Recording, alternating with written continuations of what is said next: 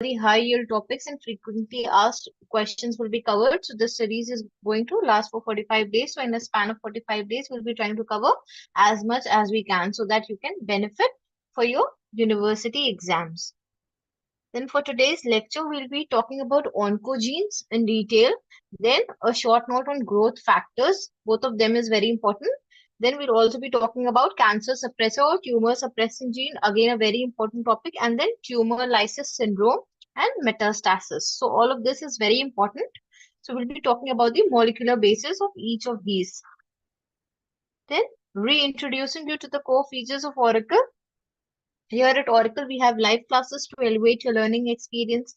Then we also have recorded lectures where you have the facility to access the lectures anytime, anywhere as per your convenience. Then apart from that, we also provide you with notes based on the latest syllabus. Then we also have a question bank which contains all the latest MCQs so that you're able to assess your knowledge. Then here at Auricle, we have three different subscription plans. That is basic, which is for 3 months and it comes at 15,000, followed by the standard plan, which is for 6 months and will come at 30,000. And then we have the mentorship plan, which is an annual plan and it comes at 50,000. So in the mentorship plan, you have the extra benefit of enjoying personalized guidance as well as notes will also be provided. Then you also have live doubt clarification sessions, both in the standard and in the mentorship plan. Then you can get extra 20% off by using my promo code as displayed here on the bottom of the screen. Okay, so now let's begin with today's class, that is cancer biology.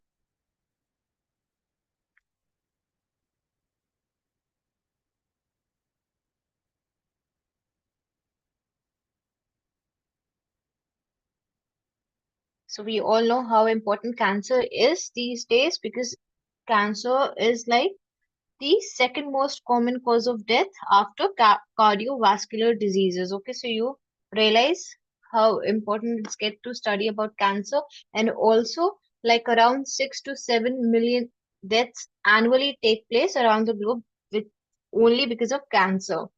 So the alarming rate at which cancer is gripping our society is really very threatening.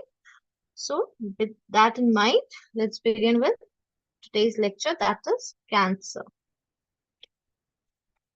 Okay, so what is cancer? Defining that first. So cancer is a condition characterized by uncontrolled growth and spread of cells, disrupting the normal regulation of cell division and differentiation. So cell division is something which is taking place in our body normally, but this cell division is taking place in a regulated manner. It is a controlled cell division, okay? But when this cell division becomes abnormal, it takes place in an uncontrolled manner. This is what leads to cancer. Okay, so cancer is nothing but uncontrolled, abnormal control of cell division. Okay, so there's abnormal or uncontrolled growth of the cell.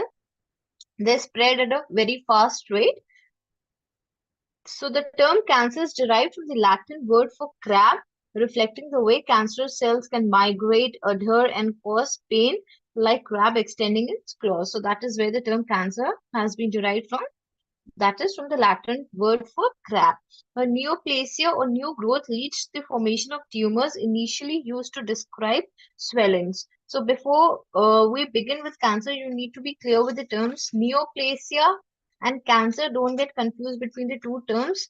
Neoplasia is any abnormal new growth of tissue. Okay.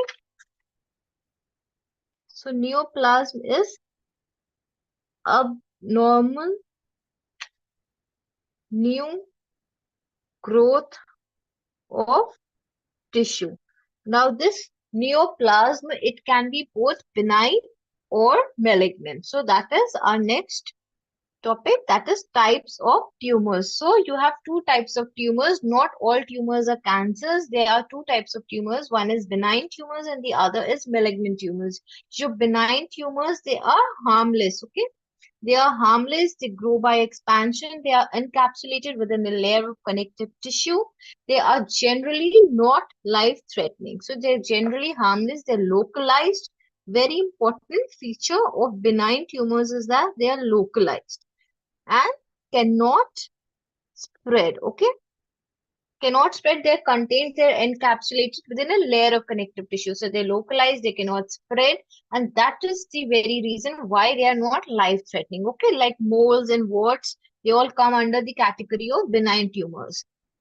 Now, what are malignant tumors? Malignant tumors are characterized by uncontrolled proliferation and spread of cells, that is metastasis. So your malignant tumors, they have this ability of metastasis. Okay, they can metastasize, that is they can spread through the lymphatics and bloodstream to new distinct sites and form secondary tumors. Okay, that is away from the original site. Okay, so that is why these malignant tumors, they are harmful, and it is these malignant tumors that are termed as cancers. Okay, so cancers are malignant tumors, and not all tumors are cancers. You also have benign tumors like mole and warts, which are harmless.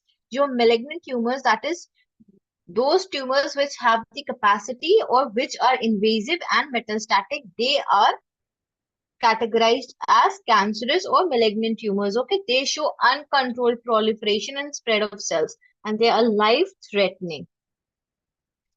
Okay, now there are about 100 recognized types of human cancers categorized as carcinomas arising from epithelial cells and sarcomas if originating from connective tissue. So the classification of cancer is done on the basis of the origin. So you have carcinomas which have epithelial origin, then you have sarcomas which are arising from the connective tissue or they have mesenchymal origin. Then you have hemopoietic cancers which are because those who have hemopoietic origin, like your leukemias, and then your lipomas, lymphomas, which are cancers of the lymph node and lymphatic system is involved. Then you have your myelomas, which is cancer of the plasma cells. So based on the origin and the cells they're affecting, you have the classification. Okay, carcinomas, sarcomas, lymphomas, myelomas, and all that. So early detection and treatment methods have been developed, but the biochemical basis of cancer remains a complex area of study. So although a lot of research have already been done in this field, and still a lot of research is needed. Now moving on to the etiology of cancer. So cancer's origin is often multifactorial. That is, cancer can be because of various factors coming together and contributing to it, okay, and not just one factor, involving various factors such as genetic, hormonal, metabolic, physical, chemical, biological, and environmental influences. Okay, so some key points regarding cancer etiology includes. So let's have a look at the incidence estimated to account for more than 20% of deaths in the United States. 1 in every 3 person is believed to develop cancer at some point in life. So this is a very threatening rate. Incidence increases with age, with over 70% of new cases occurring in individuals over 60. Not talking about the causative agents, although there are a lot of causes of cancer, but the three main causes of cancer, that is the major causes of cancer, it has been classified as physical cause, that is your radiant energy or your radiations like your UV rays, X rays, gamma rays, all these radiations. Okay, so they come under the physical causative agents. Then you have the chemical agents, all the various chemicals like arsenic, benzene, and a lot of other chemicals which we are using in our day-to-day life. Then genetic and environmental factors also contribute towards cancer. Then about 90% of cancer deaths in the US are linked to avoidable factors like tobacco, pollution, occupation, alcohol, and diet. Now here, this diagram you can see here, there's a normal cell. On exposure to the cancer causing agents, that is to gamma radiations or carcinogenic chemicals, what happens? In the normal DNA, your proto-oncogenes, they are going to get activated and become oncogenes and cause cancer. Okay, so what are proto-oncogenes and how they become oncogenes, we're going to discuss later in the lecture. Okay, now moving forward to chemical carcinogens. So about 80% of human cancers are attributed to chemical carcinogens. Chemicals, whether organic, example, your dimethyl benzotricane, or inorganic like your arsenic, can enter the body through occupation, diet, drugs, or lifestyle. These carcinogens often require prior metabolism to become active. Now, what does this line mean? I'm going to explain. So basically, let's talk about first what are carcinogens, okay? So carcinogens, agents that initiate or promote tumor formation, they are termed as carcinogens, okay? So agents that promote or initiate tumor formation, they are known as carcinogens. Now, these carcinogens, as I said, they're classified mainly into physical carcinogens, your chemical carcinogens, and your biological carcinogens. Now, your physical carcinogens, they are your radiant energy, the radiations like the UV rays, X-rays, gamma rays. Then your chemical carcinogens. Now, they can be of two types, direct acting and indirect acting. Direct acting are they're going to directly act and cause cancer. And indirect acting, they are those chemical carcinogens which require metabolic activation to act as carcinogen. Okay, here, this is what this statement means. Carcinogens often, that is, there are some direct carcinogens and there are also indirect carcinogens. So this statement is talking about indirect carcinogens. So your indirect carcinogens, they require prior metabolism to become active. So they require metabolic activation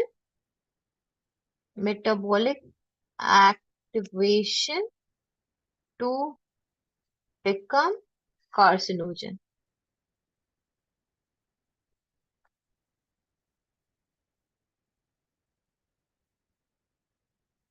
Okay, and if we talk about one of the examples of indirect acting chemical carcinogen, you can take as aflatoxin. So your aflatoxin is an example of indirect acting chemical carcinogen. So what is happening? Your aflatoxin, this is going to change into an active carcinogen by the action of intracellular liver enzymes. Okay, so it is this aflatoxin, it is activated into aflatoxin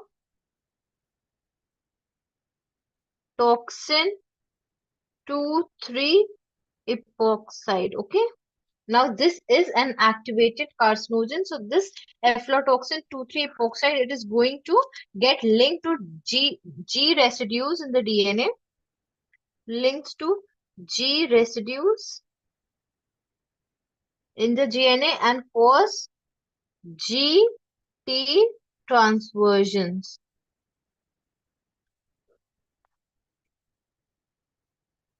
Okay. So this is one example that how your chemical carcinogen, indirect acting chemical carcinogen is leading to mutation in the DNA. There are examples, other examples as well, like your benzene, it causes leukemia. Your arsenic, it causes lung and skin cancer. Then you have cadmium, it causes prostate cancer. And then you have asbestos, which again causes lung and GI cancer. Now moving on to radiation energy. So your ultraviolet rays, X-rays, gamma rays, they are all mutagenic. Okay, so they have the capability to cause mutation in the DNA, causing DNA damage and contributing to carcinogenic effects. Okay, so they can cause like pyrimidine dimers. That is one of the type of DNA damage. Then your X-rays produce free radicals. Free radicals are also very damaging and can cause mutation in the DNA. Then they can also cause a pyrimidic site, a purinic site. Okay, that is an A basic site in the DNA. So these are the various types of damages that they can cause to the DNA. Now, talking about carcinogenic virus or the biological cause of cancer, that is, there are certain viruses which have oncogenes. Okay, so they are known as oncoviruses. Oncovirus. Now, first reported by Ross in 1911, demonstrating that free cell cell-free filtrates from chicken sarcomas promote new sarcomas. Now, your oncogenic virus, they can contain both DNA and RNA. So, what is going to happen? These oncoviruses, they are going to act by introducing novel genes into the normal cells. Okay, and then they can create oncogenes and cause cancer. Now, moving on to the molecular basis of cancer. Cancer is driven by a genetic change in a single cell resulting in uncontrolled multiplication and formation of monoclonal tumors. Okay, now your cancer, it can either be of monoclonal origin or it can be of polyclonal origin. So most of the cancers, they are of monoclonal origin. That is a single abnormal cell, it is going to cause cancer. And what is polyclonal origin? That there are multiple cells leading to cancer. Okay, now another thing, that how is cancer occurring? Okay, or what is the change? Okay, so there are two types. A cancer can be caused either by a genetic change or they can be an epigenetic change. Okay, so your cancer, it can either be due to genetic change or due to epigenetic change. So in genetic change, what is going to happen? Your carcinogens are going to cause a change in the DNA sequence, okay, and that is going to lead to cancer. And in epigenetic change, what is going to happen? Your DNA sequence is not going to change, but because of epigenetic changes, what is going to happen? The expression pattern is going to change. Okay, so the expression pattern of the gene is going to change. They might get overexpressed and lead to cancer, or they might not be expressed and lead to cancer. Okay, so that is one of the causes due to epigenetic changes, or it can either be due to genetic changes, but mostly cancer is due to genetic changes. Okay, that is, there is a change in the DNA sequence. Okay, now, the two key regulatory genes involved in carcinogenesis are your oncogenes and anti-oncogenes. Additionally, a third category of genes controlling cell death, apoptosis, is implicated in the development of cancer. So basically, what is happening? Like I told you, first thing, the cancer can be because of genetic changes or epigenetic changes. Okay. Now, genetic changes, as I said, your DNA sequence is going to change. In epigenetic changes, your expression pattern is going to change. Either way, what is happening, whatever might be the cause, whether epigenetic or genetic, both of these changes, they are going to either lead to uncontrolled cell proliferation or decreased cell death. So, as a result of these changes, what is going to happen? Either there is going to be increased cell proliferation or there is going to be decreased cell death. And this is what causes cancer. Either the cell is multiplying without any control and regulation, or either the apoptosis is defective. That is, there is decreased cell death. Now, what are there is something known as cancer critical or cancer related cells. Okay. Now, what are cancer critical cells? These are cancer critical genes or cancer related genes. Okay. Cancer critical or cancer related genes. So what is going to happen in these genes? Firstly, let me describe what are these genes. Okay. So all genes whose genetic or epigenetic changes causes cancer. Okay. So these are those genes in which an epigenetic or genetic change is going to cause cancer. Okay. So those genes are known as cancer critical or cancer related genes. Okay. So mutation in all the genes will not lead to cancer. Okay, mutation in some other gene can lead to some other disease. Okay, but mutation in those genes or genetic or epigenetic changes in those genes which lead to cancer, they are known as cancer critical or cancer related genes. Now, what are these genes? So there are four main categories of genes that come under cancer critical or cancer related genes. These are your proto-oncogenes, your tumor suppressor gene,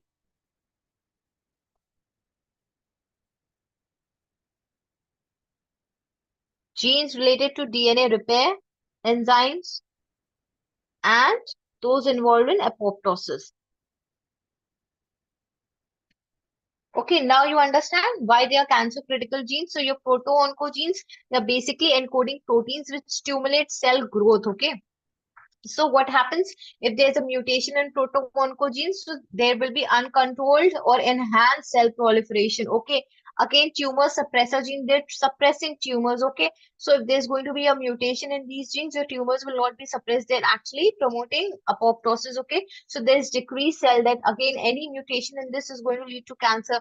DNA repair enzymes. Okay. If they are not working, what will happen? Your mutation rate will increase. Again, it will cause cancer. And then if apoptotic genes are defective, then again there will be decreased cell death. So these are all cancer critical or cancer related genes, and any defect in these genes or any genetic or epigenetic change in these genes, it is going to contribute towards cancer. Okay. Since these cancer critical genes, they are involved in all these genes, as you can see, proto-oncogenes, tumor suppressor genes, repair genes, they're all involved in cell cycle progression, in cell differentiation and DNA repair, and also they're playing very vital roles. Okay. Now let's talk about proto-oncogenes. So like I said, oncogenes, sorry. So what are oncogenes? Oncogenes is not something different. Your proto-oncogenes, when they're activated, they basically become oncogenes. What is happening? Your proto-oncogenes, they're present in the body, in the cell already, and they're encoding for proteins that stimulate cell growth. Okay. So your proto-oncogenes,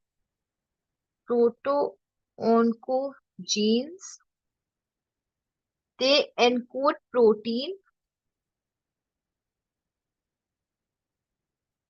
that stimulate cell growth. Okay, so now what is going to happen? That they there's going to be a gain in function mutation in these proto-oncogenes. Okay, so these proto-oncogenes, as I'm saying, they are encoding for proteins that stimulate cell division, cell growth or cell division. Now, if there is a mutation, a gain in function mutation, so they will gain their function. Okay, so they overstimulate cell growth, and they will be leading towards cancer by enhancing cell proliferation, leading to uncontrolled cell proliferation. Okay, so proto-oncogenes, when they have a gain in function mutation, it can also be said in a reverse manner that when there is a gain in function mutation in any cancer critical genes, they are known as proto-oncogenes. Okay, or vice versa, your proto-oncogenes on having a gain in function mutation, they cause cancer. Okay, now your proto-oncogenes, they were controlling cell growth and cell division. They were uh, encoding proteins that were stimulating cell growth or controlling cell growth and cell division. So they basically, what do you think they'll be coding for? They'll be coding for proteins like growth factors, growth factor receptors, then your signal transducers,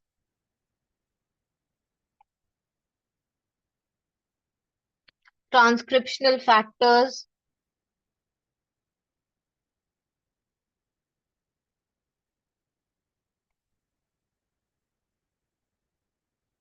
So all these, they are going to enhance cell proliferation and decrease cell death in case of any mutation. Okay, I'll repeat once again. What is the difference between proto-oncogenes and oncogenes? So you have proto-oncogenes. They are a set of genes which are coding for proteins that are involved in cell growth. They're controlling cell growth and cell division. They're stimulating all that, looking after that. Okay. How do they do it? These proto-oncogenes are encoding for proteins like your, which make your growth factors, which make your growth factor receptors, transcriptional factors, signal transducers. So all these genes, they come under proto-oncogenes. Now what happens? Because of mutation, there is gain in function mutation. Why I say gain in function mutation? That is the mutation is going to overexpress these genes. Okay, your growth factors are going to be overexpressed. So there's going to be a constant stimulation of growth. Okay, and which will lead to over proliferation. Okay, so there's enhanced cell proliferation and decreased cell death. And because of this gain in function mutation, your proto-oncogenes, they are converted into what is known as oncogenes. Okay, so they become oncogenes. Now you know what are oncogenes? So genes capable of causing cancer, they are oncogenes, initially identified in tumor-causing viruses closely resembling certain normal host cell genes known as proto-oncogenes. Now, approximately 40 viral and cellular proto-oncogenes have been identified. They encode for growth-regulating proteins. Now, let's talk about the activation mechanism of your proto-oncogenes. So, there are different mechanisms. First is viral insertion into the chromosome. So, that is retroviruses insert complementary DNA. In case it is a retrovirus, it is going to have RNA as its genetic material. So, it's going to insert its complementary DNA, that is cDNA, into the host genome and thus activate proto-oncogenes. That is one way of activation of proto-oncogenes to oncogenes. Okay, it can be seen in avian leukemia. Then chromosomal translocation. What is this? Tumors exhibit chromosomal abnormalities due to rearrangement by translocation. A small fragment of one chromosome splits off and joins another, resulting in overexpression of proto-oncogene. And the example is your Burkitt's lymphoma. Okay. So I'm going to explain you this example. Let's have a look. So what is chromosomal translocation? That is a segment of one chromosome. It is going to detach and move on to the next chromosome. Okay, that is translocation, chromosomal translocation. This is taking place in Burkitt's lymphoma and leading to oncogenes. Okay, so let's see how.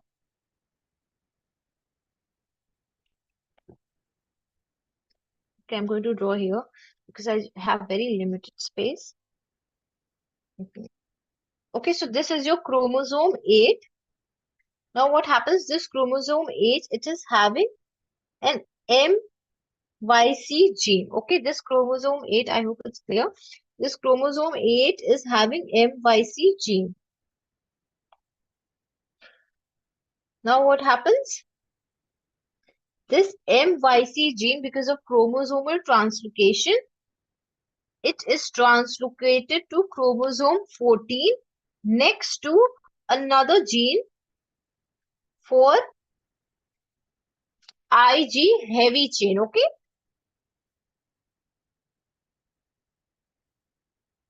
So you see, from chromosome 8, this MYC gene has been translocated to chromosome 14 next to this IG heavy chain gene. Now what happens? This translocated MYC gene here is regulated by the IG gene enhancer. Okay. So now this MYC translocated MYC gene, it is being regulated by this IG gene enhancer and it is continuously expressed. Okay.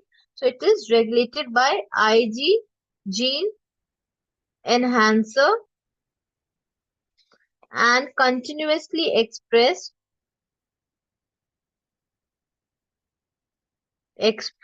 causing cancer. Okay.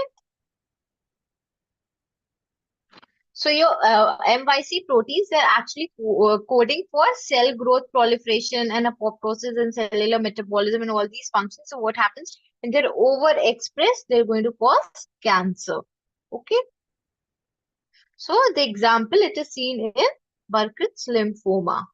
MYC translocation. Then talking about gene amplification, several fold amplification of DNA sequences observed in some cancers. So what is going to happen? The gene is going to be amplified, okay, because as a result of which there is going to be amplification or there's going to be overexpression of amplified genes. Okay, so because of gene amplification, there's going to be overexpression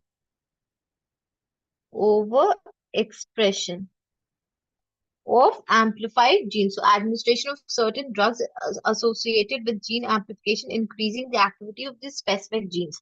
The example being methotrexate administration, and this is also one of the reasons for contributing towards your drug resistance. Okay, what is happening? We are treating the patient with methotrexate. Methotrexate is administered because it is going to inhibit dihydrofolate reductase. Okay, so it is going to basically stop your DNA synthesis. Now, what is going to happen? It is going to act for some time.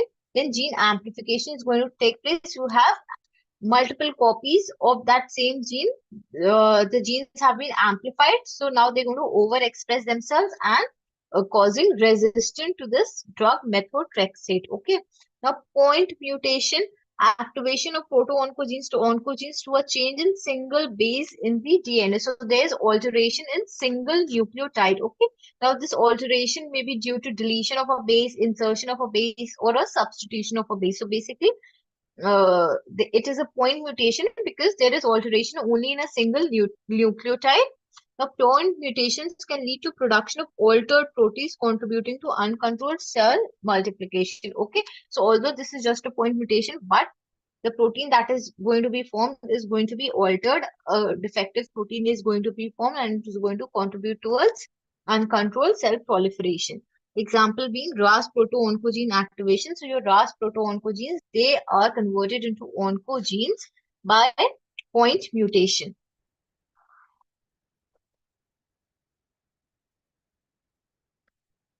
Okay. So here, this diagram you can see, you're having in the normal cell, you have proto-oncogenes, they're making normal cells, there's controlled growth and division taking place, and you have normal cells. Now, here, what happens after exposure to carcinogens, your proto-oncogenes, they're converted into oncogenes, and you can see these activated oncogenes, they're showing abnormal cells and uncontrolled cell division, leading to tumor formation. Okay. Now talking about growth factors. So in a mammalian cell cycle, your entry into the S phase, we've already discussed how there is this G1 phase, then there's this S phase in the cell cycle where your DNA is going to replicate, then you again have a gap phase, which is the G2 phase, then your mitosis is going to take place. Okay. So that is how the cell cycle is taking place. Now, this in a cell, this entry into the S phase from the G1 phase, this is the most closely regulated step. Okay, that is if there's any faulty DNA or if there's any error in the DNA, pyrimidine dimers because of UV radiations, any mutation, anything. Okay, so it needs to be corrected first before it is replicated. Okay, so that that error, that defect, it is not replicated and transmitted into the next generation. Okay, so this entry from the G1 into the S phase, this is a very highly regulated process. Okay, and it normally requires an extracellular signal such as a mitogen factor called as growth factor for this entry. Okay, that is for your cell to enter from the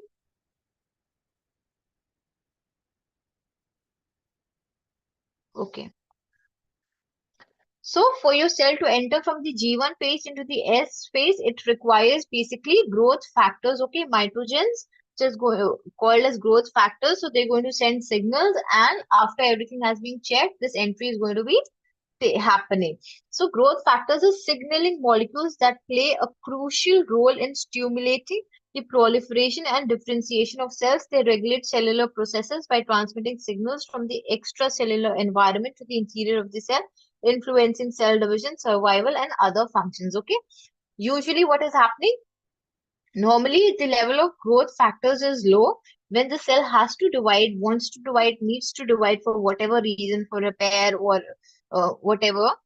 Then these growth factors level, it's going to increase and then the cell is going to divide. This is what is normally happening. Now, because of mutation, what is going to happen? Either your growth factors are overexpressed, the receptors are overexpressed, and when this is taking place in uncontrolled manner. So for example, if there is some mutation in the gene that is producing a growth factor, so if growth factors are continuously expressed, so the signal for growth is continuously there, leading to enhanced or uncontrolled proliferation. Okay, so how are your growth factors working? So your growth factors, they're binding to their receptors present on the plasma membrane. Then those receptors are going to polymerize or dimerize, and then they have internal cytoplasmic domains which have protein kinase activities. They're going to then phosphorylate tyrosine residues in the target proteins. Okay, you can see they phosphorylate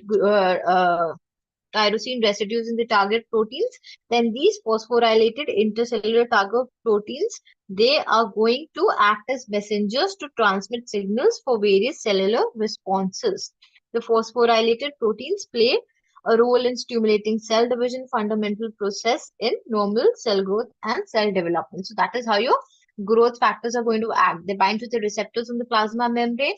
Those receptors, the internal side of the or the cytoplasmic domains of the receptors, they have kinase activity. They're going to phosphorylate target proteins. These phosphorylated target proteins, then they're going to stimulate cell division. So that is how your growth hormones are acting in general, in normal. But in case of any mutations in these genes, either in the genes of growth hormone or in the receptors, so they're expressed all the time. Okay, so there's overproduction of growth hormones or there's overexpression of the growth hormone receptors for whatever reasons. So your target proteins are continuously giving this signal for the cell to divide. So the cell is going to divide or proliferate without any regulation, leading to cancer. So here this chart, this gives a examples of various growth factors that we have: epidermal growth factor, fibroblast growth factor, insulin-like growth factor, platelet-derived growth factors, and then the sources from where they're secreted, like your platelet-derived growth factors, you get them from platelets. Then your epidermal growth factors coming from salivary glands, urine, macrophages. Okay, so you can go through this chart. Now, very important, talking about tumor suppressor genes or cancer genes. Okay, so your tumor suppressor genes, what are those genes? These are those genes which are basically involved in, they're acting as brakes for cell division, okay? So they're kind of suppressing tumor, like they're suppressing or inhibiting cell growth. Therefore, they're known as cancer suppressor or tumor suppressor genes. So let's see what they have to say. So cancer suppressor genes such as P53, they act as brakes and regulators of cell proliferation. So they are those genes which are acting as brake and regulating your cell cycle. Okay, so they're involved in cell cycle checkpoint activation. Okay, so your cell cycle checkpoint activation is going to take place through these genes. They are involved in DNA repair, they're involved in apoptosis, so they prevent unregulated cellular growth. So basically, cancer suppressor, also known as tumor suppressor genes, they prevent unregulated cell growth. Okay. The loss of functions in these tumor suppressor genes remove the normal growth control of cells, contributing to development of cancers. As your proto-oncogenes, they were having gain of function mutations because your proto-oncogenes, they were producing growth factors, receptors, signal transducer molecules. They were producing those kind of proteins, okay, encoding different set of proteins. So those proteins, they were basically involved in cell growth. So when there was a gain of function mutation in proto-oncogenes, they were being converted into oncogenes. Now here, when there's a loss of function mutation, okay, so mutation which is going to lead to a loss of function, then it is going to cause cancer. So loss of function mutation in suppressor genes, it is going to remove this brakes. Okay, so the brakes are going to be lost and this is going to contribute to cancer. So examples of tumors associated with loss of suppressor genes include retinoblastoma, certain breast cancers, lung carcinoma, Wilms kidney tumor. Okay. So that was about your tumor suppressor genes. Now your tumor suppressor genes, these are of two types. That is gatekeepers. Here this diagram you can see.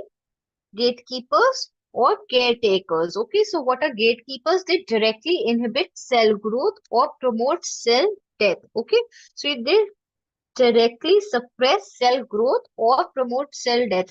Whereas your caretakers, they promote genetic stability. Okay, so they maintain overall genetic stability. So your gatekeepers, they're going to be those cells which are directly involved, those genes which are directly involved in inhibiting cell growth or promoting cell death, that is involved in apoptosis. Whereas your caretakers, they are going to be those genes which are going to maintain the genetic stability. And your genetic stability is basically maintained by the DNA repair enzymes. So all those genes which are coding for DNA repair enzymes, they're going to come under your caretakers. Okay.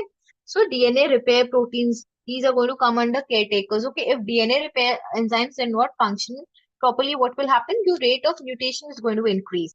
So they are going to come under caretakers, and then you have gatekeepers.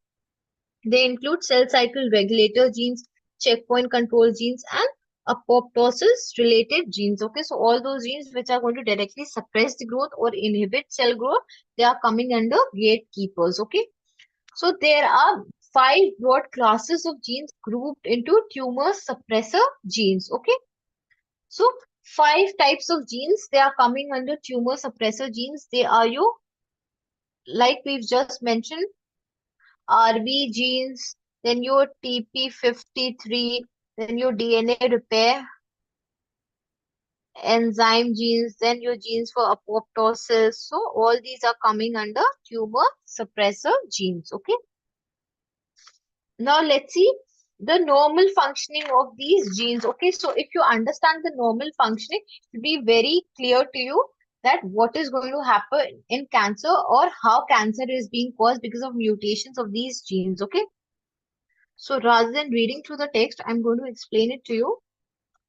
Okay, here. So what is happening when your cell cycle is, you have cell cycle checkpoint activation. Okay, and this is brought about by cyclins. We've already discussed this when we were talking about cell cycle. So what is going to happen when your cell needs to divide?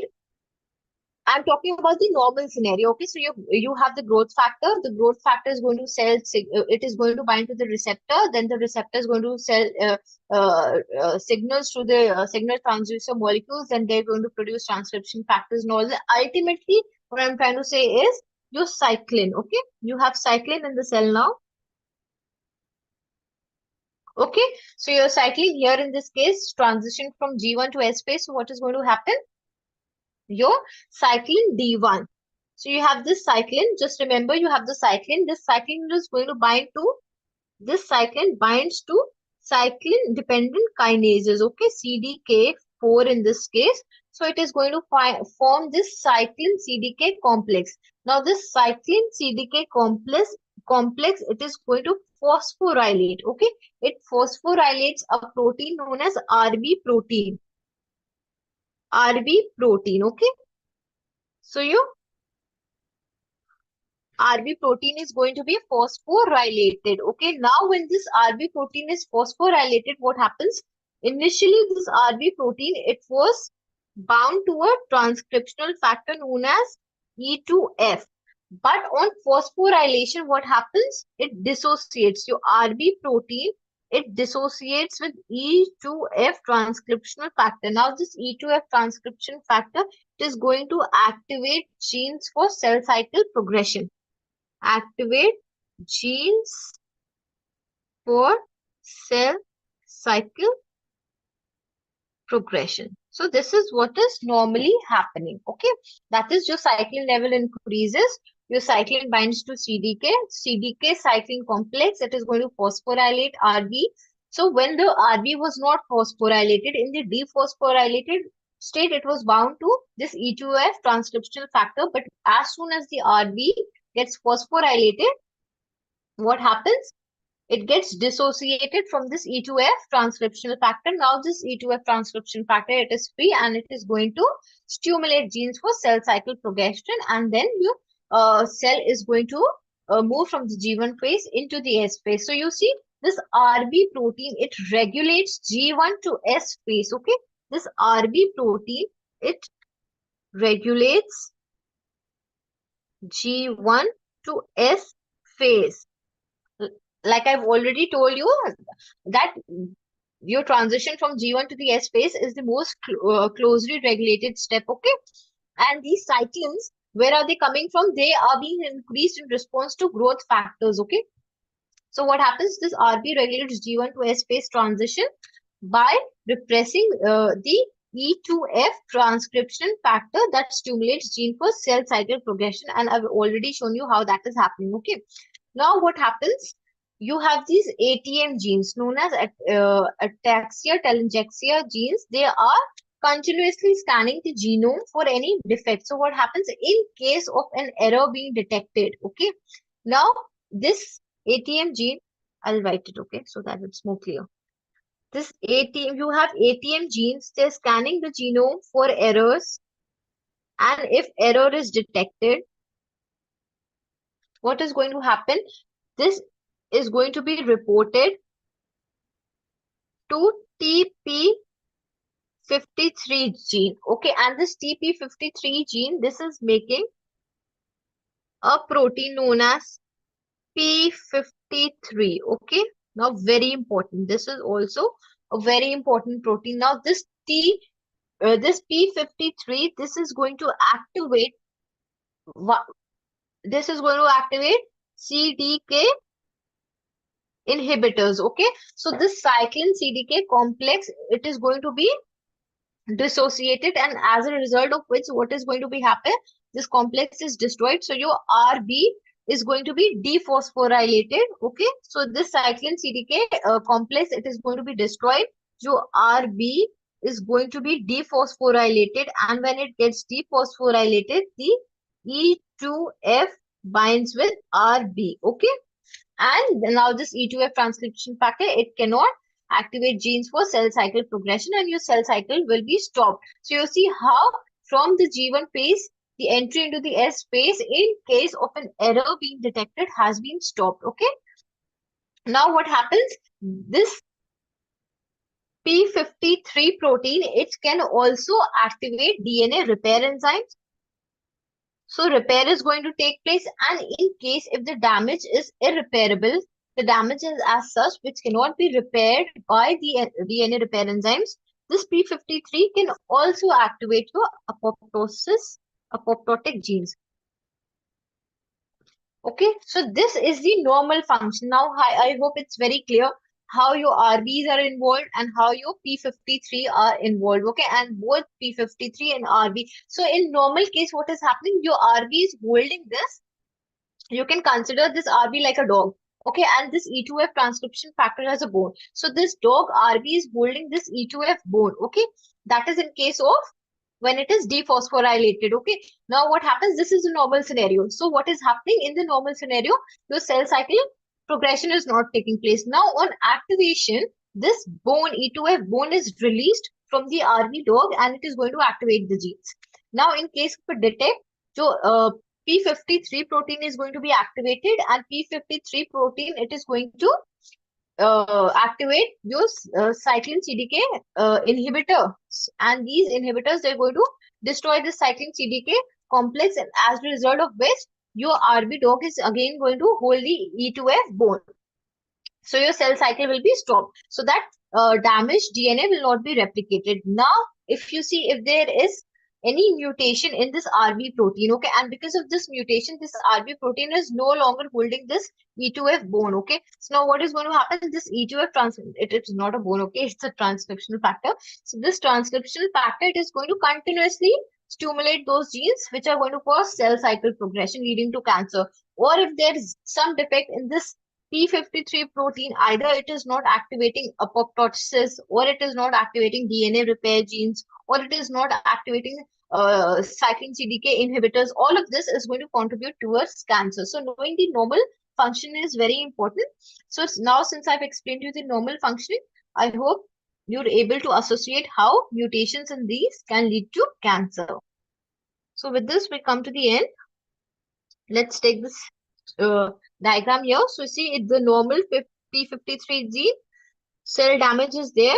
Any cell damage being reported. So what is going to happen? Your cell cycle is arrested. DNA repair is going to be activated, and after the repair, your cell cycle starts. Or in case of any damage which cannot be repaired, your apoptosis is going to be, genes for apoptosis is going to be activated, and cell is going to die. There is going to be programmed cell death. So this is in case of normal P53 gene. Okay. Now, when there is a mutated P53 gene that does not arrest the cell cycle, the damaged cell continues to divide and may result in cancer. Okay. So you see there is DNA damage, but your P53, it is mutated.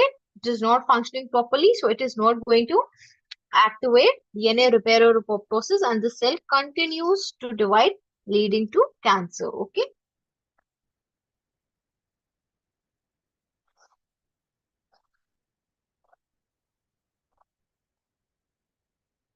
Now let's talk about tumor lysis syndrome. What is that? So TLS is a severe complication post-cancer treatment marked by the massive release of cell contents. Okay, so it can also occur on its own, but this is very rare. Mostly it takes place after treatment of cancer, where large amounts of tumor cells are killed off or they're lysed, because of which they release their content into the bloodstream. Okay, and this is mostly taking place in a case of solid tumors.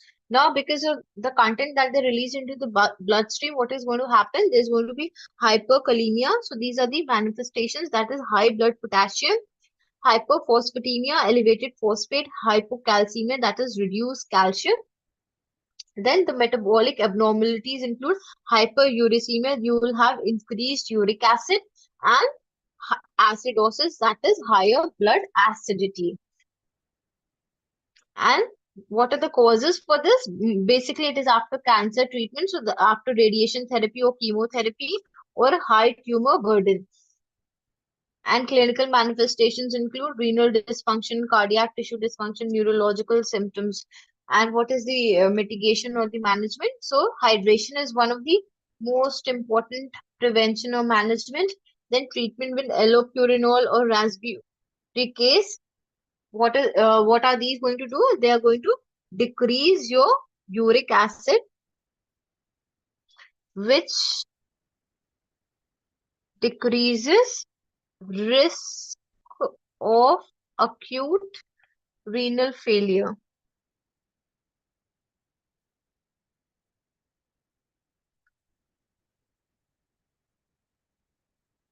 Okay, electrolyte and renal monitoring. Now, metastasis. This is important. You might get this in short notes. So, definition: metastasis refers to the spread of cancer cells from the original, that is primary tumor, to distinct sites in the body where they establish secondary tumors. This process is a hallmark of malignancy and a major contributor to cancer related morbidity and mortality. Okay, so what is metastasis? Like in the beginning, I told you that there are two types of tumors, benign and malignant. So your malignant tumors, they have this property to invade and spread. Okay, so your metastasis is basically uh, taking place because of two reasons. Okay, firstly, your malignant tumors,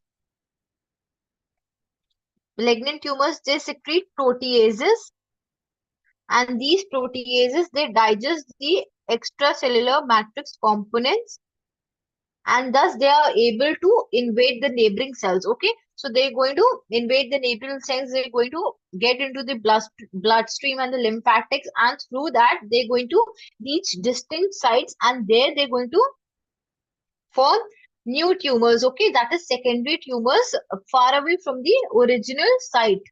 Okay, so that mechanism of spreading from the original site to a distinct site and forming secondary tumors there, that is spreading of your cancer or malignant tumors, that is metastasis.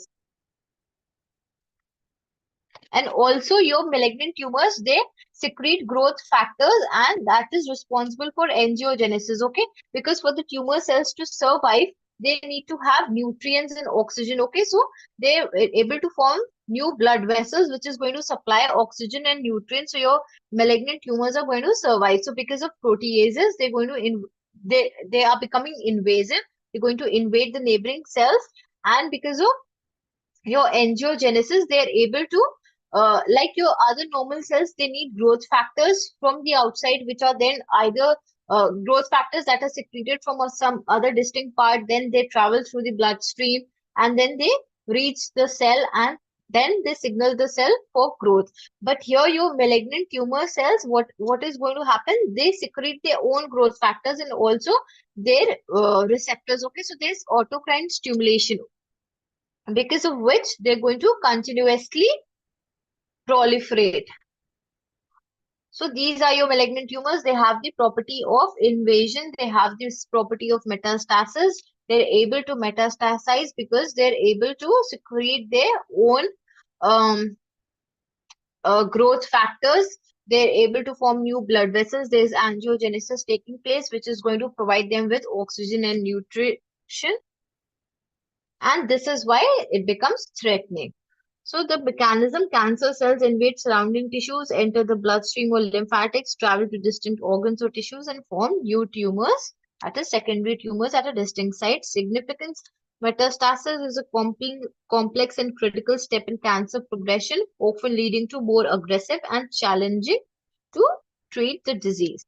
Factors influencing metastasis: cellular changes, genetic mutations, and the microenvironment of the primary tumor can influence the ability of cancer cells to metastasize. Diagnostic challenge: detecting metastasis may involve imaging studies, biopsies, or another diagnostic methods to assess the spread of cancer beyond the primary site. Here you can see this diagram, how the spread is taking place.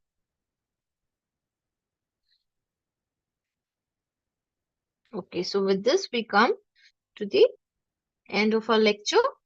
But before ending, I'd like to take this chart which talks about the characteristics of your tumor cells.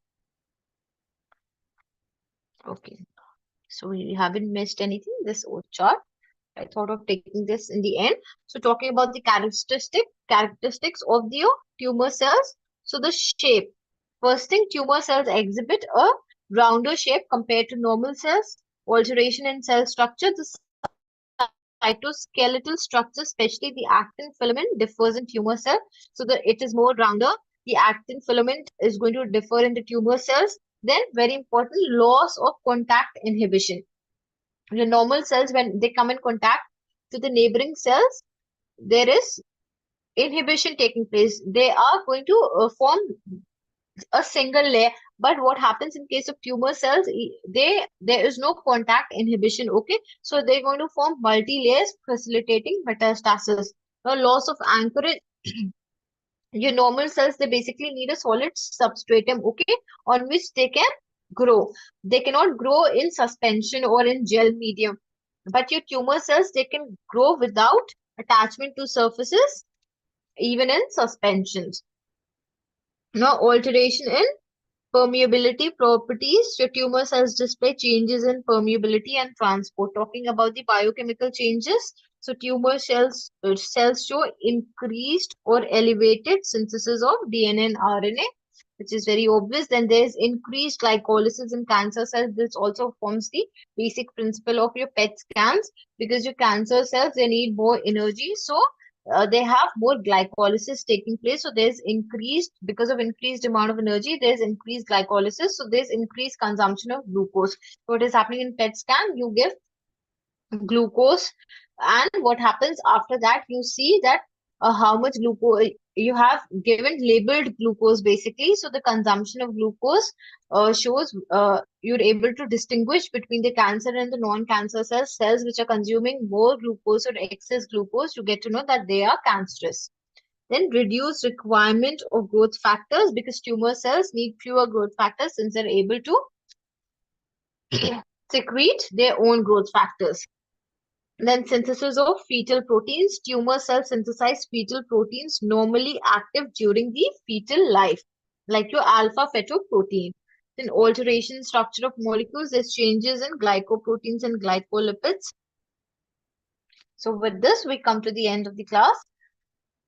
If you have any queries, you can ask.